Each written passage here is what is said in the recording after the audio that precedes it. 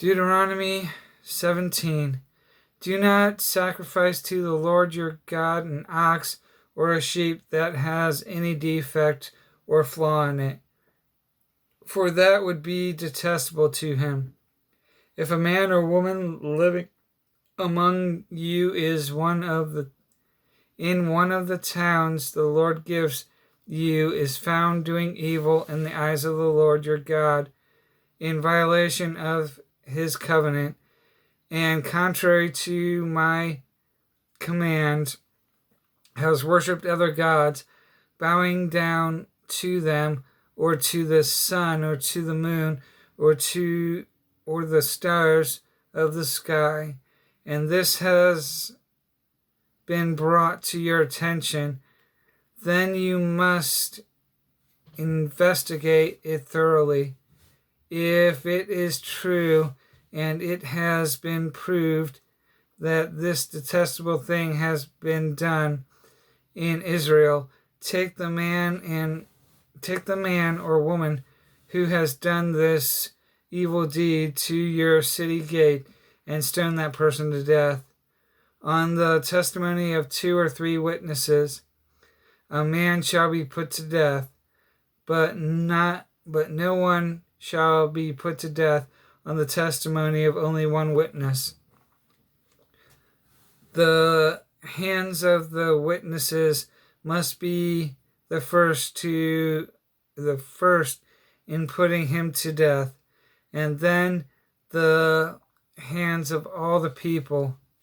You must purge the evil from among you. If cases come before the courts that are too difficult for you to judge, whether bloodshed, lawsuits, or assaults, take them to the place the Lord your God will choose. Go to the priests who are Levites, and to the judge who is in office at that time.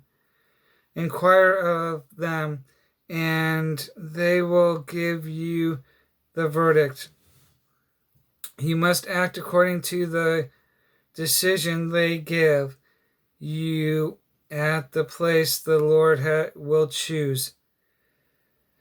Be careful to do everything they direct you to do. Act according to the law they teach you and the decisions they give you. Do not turn aside from what they tell you, to the right or to the left. The man who shows contempt for the judge or for the priest who stands ministering there to the Lord your God must be put to death. You must purge the evil from Israel. All the people will hear and be afraid, and will not be contemptuous again. When you enter the land the Lord your God is giving you, and have taken possession of it, and settle in it, and you say, let us set a king over us like all the nations around us. Be sure to appoint over you the king the Lord your God chooses. He must be from among your own brothers. Do not place a foreigner over you, one who is not a brother Israelite.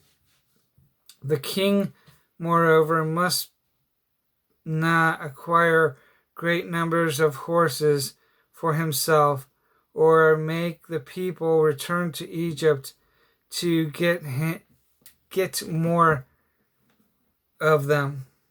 For the Lord has told you, you are not to go back that way again.